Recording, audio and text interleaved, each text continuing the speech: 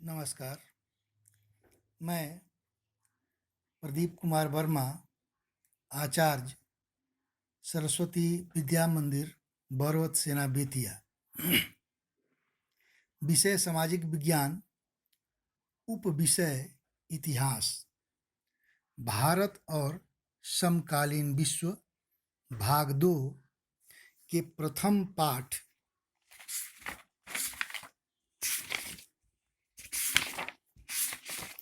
Europe में राष्ट्रवाद का उदय का अध्यापन करने जा रहा हूँ।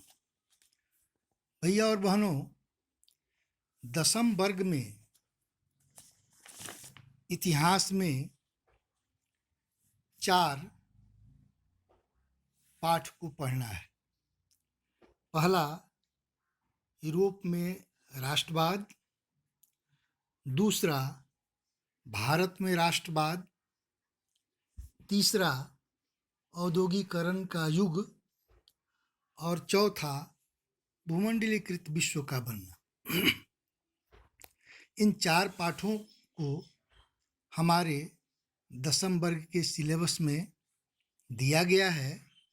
आज परिचय के क्रम में हम यूरोप में राष्ट्रवाद के उदय नामक प्रथम पाठ में राष्ट्रवाद के बारे में बताने का प्रयत्न करेंगे। प्रिय भैया और बहनों,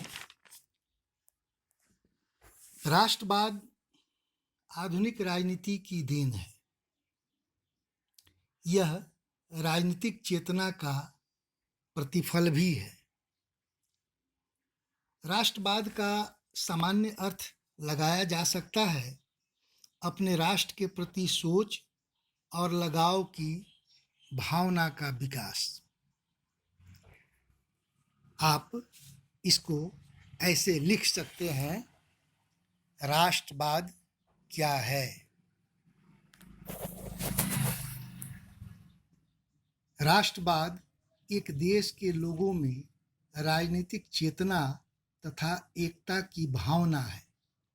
भाषाई, नस्ली और आवासीय आधार पर राष्ट्र का निर्माण होता है। धर्म भी राष्ट्र का आधार होता है। राष्ट्रवाद के बारे में विभिन्न लोगों ने अपने अपने हिसाब से इसकी व्याख्या करने का प्रयास किया है। फ्रांसीसी दार्शनिक अर्नस्ट रेनन ने 19वीं शताब्दी में राष्ट्रवाद की एक नई और व्यापक परिभाषा दी थी। उनका अपना मानना था कि राष्ट्रवाद निष्ठा का चरम बिंदु होता है। राष्ट्र एक लंबे प्रयासों, त्याग और निष्ठा का चरम बिंदु होता है। राष्ट्रवाद की कल्पना फ्रांसीसी कलाकार सौरियू ने भी की थी। उन्होंने एक कल्पनादर्श की रचना अपने चित्रों द्वारा की। इन चित्रों में विभिन्न राष्ट्रों की पहचान कपड़ों और प्रतीक चिन्हों द्वारा की गई। आप चित्र में देखिएगा, यह फ्रांसीसी कलाकार सौरियू के द्वारा बनाया गया चित्र है।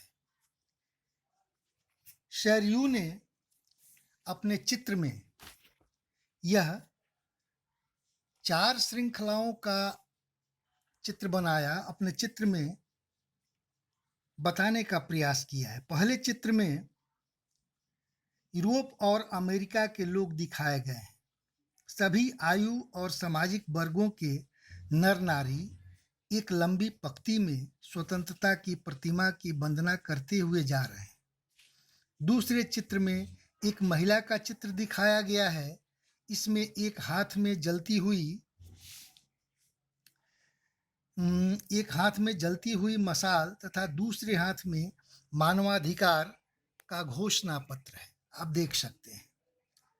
प्रतिमा तीसरे चित्र में प्रतिमा के सामने भूमि पर निरंकुश संस्थानों के ध्वस्त अवशेष बिखरे हुए हैं।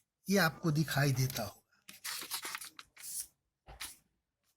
चौथे चित्र में सरयू ने कल्पनादर्श में दुनिया के लोग अलग राष्ट्रों के समूह में बटे हुए हैं, जिसकी पहचान उनके झंडों तथा राष्ट्रीय पोशाक से होती है। ऊपर स्वर्ग से ईसा मसीह, संत और फरिश्ते इस दृश्य पर अपनी नजरें जमाए हुए हैं। चित्रकार ने उनका इस्तेमाल दुनिया के राष्ट्रों के बीच भाईचारे के प्रतीक के रूप में किया है। इस प्रकार हमने अर्नेस्ट रेनन और फ्रांसीसी कलाकार फ्रेडरिक शर्यू के राष्ट्र के विचार के बारे में जाना।